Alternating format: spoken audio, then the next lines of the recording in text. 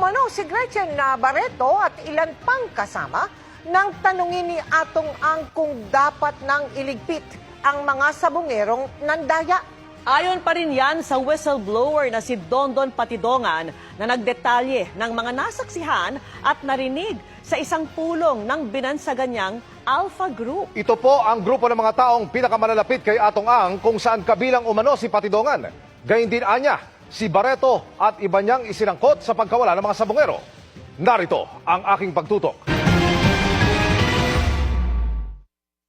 Kuha ito sa binyag ng anak ni Julie Dondon Patidongan alias Totoy.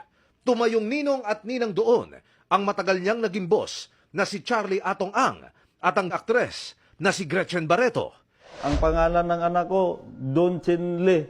Doon ko kinuha yung Don sa akin, yung Chen, Gretchen, yung Le, Charlie. Yun, kinuha ko yan. Kinuha ko sa pangalan nilang dalawa. Kinuha rin niyang ninong ang isa pa raw kasosyo ni Ang na si Engineer Celso Salazar. Silang tatlo, idinawit ni Patidongan sa kaso ng mga missing sabongero. Kwento ni Patidongan, magkakasama daw sila ni Barreto at Salazar sa Alpha Group ng negosyante.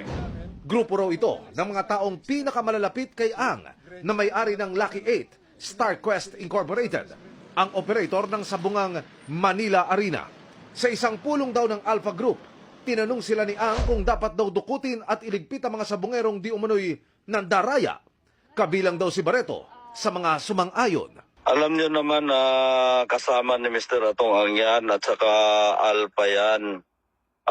Pag sinabing Alpha, doon sila, kasama sila sa nagmeeting-meeting. Kasama siya sa pumayag na walain yung mga sabongero.